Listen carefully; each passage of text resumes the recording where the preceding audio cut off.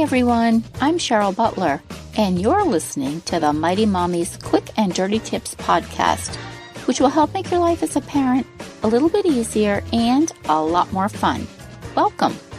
Today's episode is number 498, 4 reality checks for new mothers, because many times we focus on the pregnancy and the labor and delivery, and not how we're going to feel weeks after we come home with our baby. During the early months that I was trying to become pregnant, I was totally obsessed with anything and everything pregnancy and newborn related. I simply couldn't get enough of talking to expectant moms, browsing through maternity stores at the mall, admiring a stranger's slumbering baby who lay innocently in a stroller at the park. These were the things that I hoped would soon be a part of my life, and I was completely absorbed. As the years slowly crept along, with no pregnancy and no baby, it became increasingly difficult for me to even look at a pregnant woman, never mind strike up a simple conversation with one. I couldn't go near the maternity sections of a store, and when I did see a new mom pushing her baby in a stroller, I enviously wondered what her life must be like to have a precious new being to love and care for. After 5 very long years, I was finally blessed with a baby of my own through the wonderful gift of adoption. I now knew how amazing it felt to nurture and love this miracle of another human being who was totally dependent on me for everything. It truly was surreal.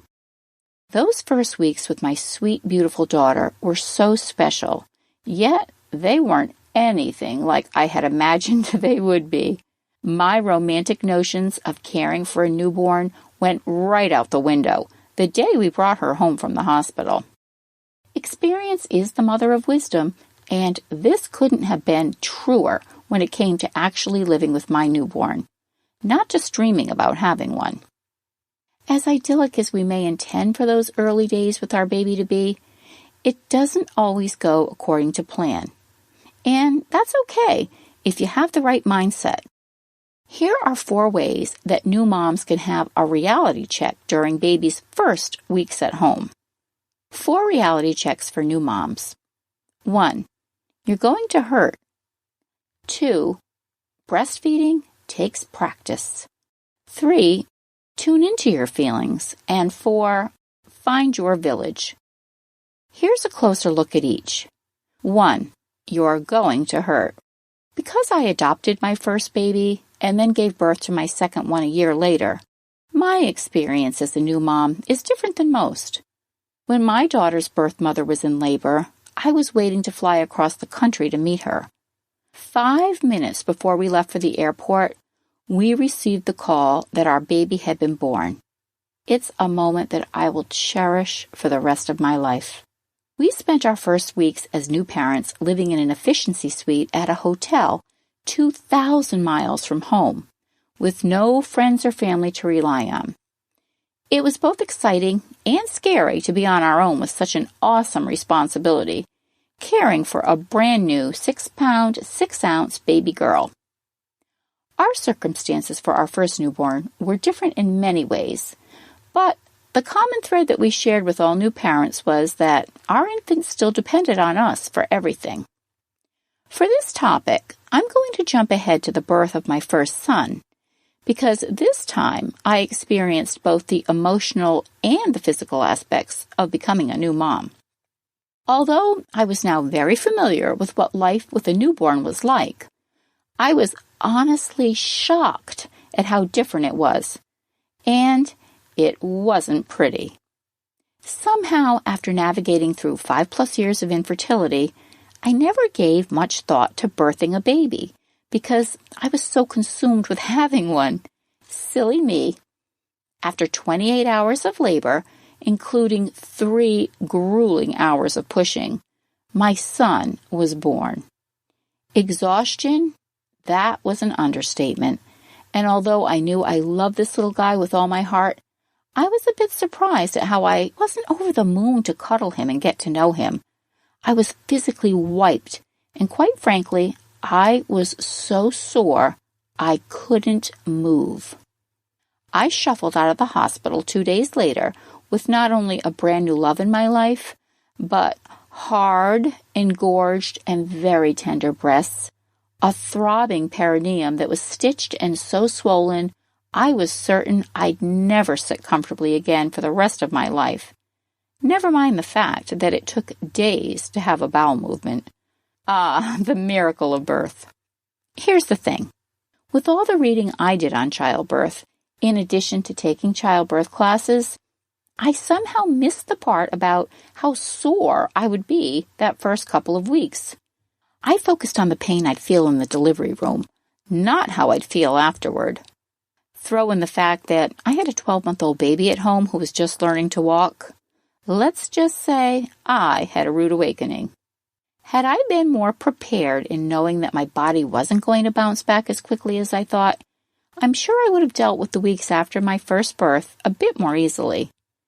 The fact of the matter is that having a baby means you're going to be uncomfortable and have many, many moments of pain while your body begins to heal. Give it the space to heal. We all have a different tolerance for pain, so be kind to yourself during that first stretch after you deliver. Set realistic expectations as to what you'll be able to accomplish each day. For most new moms, especially those who breastfeed, nursing your baby and catching as many winks of sleep as you can, that will be at the top of your to-do list. Now is not the time to be worrying about spiffying up your home or keeping your usual pace with errands and appointments. Focus on keeping your postpartum self as comfortable as possible while you get to know your amazing new baby. Number 2, breastfeeding takes practice. Many women already know while they're pregnant if they want to breastfeed or not. Obviously, when I adopted my first baby, breastfeeding wasn't an option. So formula it was, and my daughter thrived and met all her milestones on time. When I was pregnant with my son, I had my heart set on breastfeeding. I read up on it, and I figured, it sounds easy enough. Wrong. After my 28 hours of very intense labor, I had one thing on my mind: sleep. Sure, I was excited that I had finally given birth, but the last thing my body needed was to experience more discomfort. My baby was only an hour old, and as I lay there groggily, the nurse brought him to me and placed him on my chest. She said it was best to start nursing as soon after birth as possible. Then she left the room. I had to enlist the help of my husband, who was also exhausted after being up for the past 24 hours cheering me on. We clumsily tried to get the baby to latch on, to no avail. Now I had a screaming baby who was frustrated and trying to nurse, yet I didn't have a clue how to make it happen. Finally, the nurse reappeared, but she wasn't very patient with me, so we called a truce and gave the baby a bottle. The goal was to try again in several hours. The next 2 days in the hospital, I was bombarded with well-intentioned assistance from the staff's La Leche League volunteers. Their goal at La Leche League is to support mothers worldwide to successfully breastfeed. While I appreciated their cheerleading and encouragement, every time they were able to get my son to latch on, it was so excruciating, both in my breasts and my uterus, I had to hold onto the bed rail so I wouldn't scream. My OBGYN happened to be in the room during one of my breastfeeding sessions, and he very nicely and matter-of-factly advised me to do what was right for me, not what others wanted. I made the decision then and there that breastfeeding wasn't for me after my son was born, because thanks to my doctor's advice, I could do it without any guilt. QDT's House Call Doctor has a wonderful article, The Most Common Breastfeeding Obstacles, that goes into more detail about nursing your baby. Sometimes it's just not the right fit for both mom and baby. But the remainder of my 6 kids, I did successfully breastfeed, and I really enjoyed it. So I'm equally supportive of both bottle and breastfeeding. Next, we'll discuss how you really need to embrace your emotional well-being after your baby arrives, Number 3, tune into your feelings. After years of infertility, to be blessed with 2 healthy, sweet babies in the span of just 12 months was a miracle for our family. Although I was a bit overwhelmed caring for a 1-year-old and a newborn, I still felt on top of the world.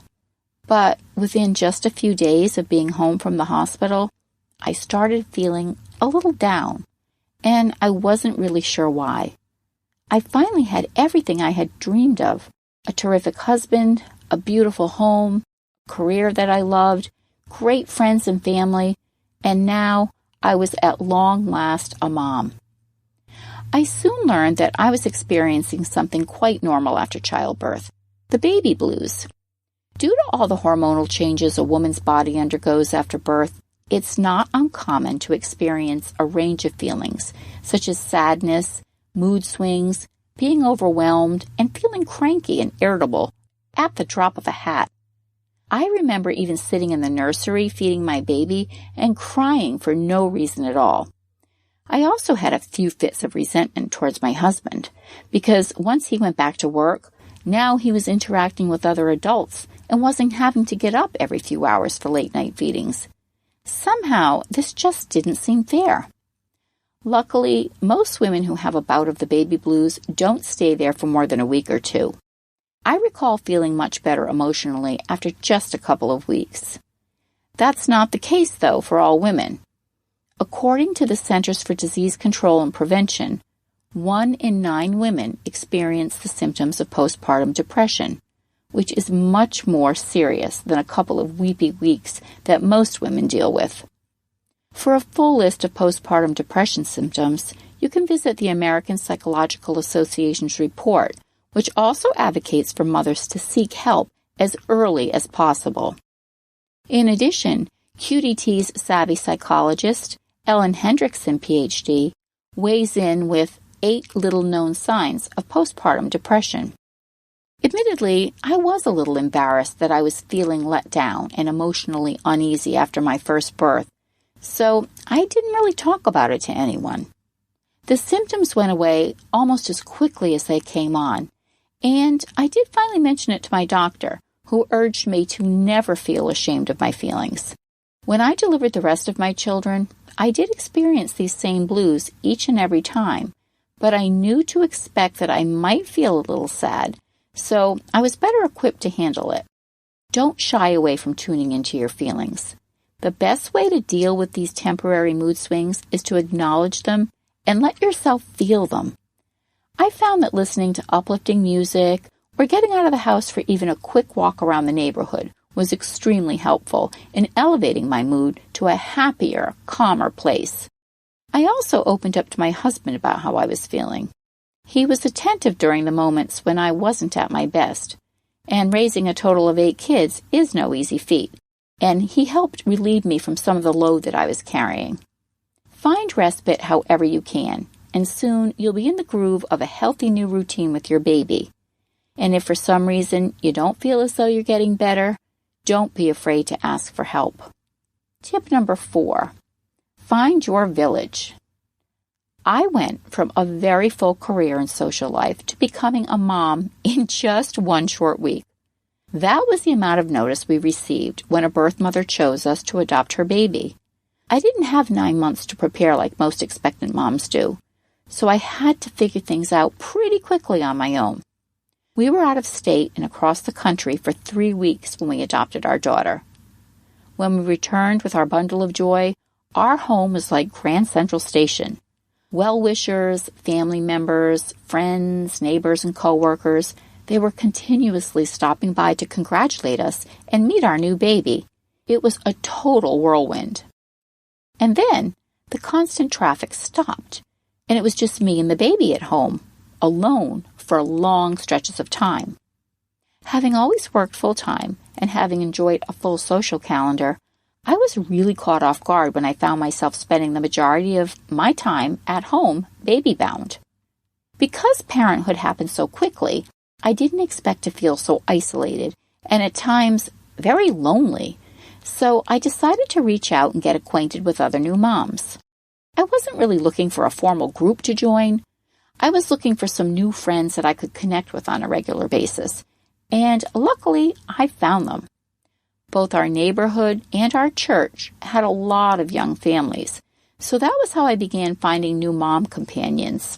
These were invaluable connections because they also introduced me to mother's helpers and babysitters, and even retired women who lived in our community and enjoyed helping with meals and running errands when new moms just didn't have the time or the energy.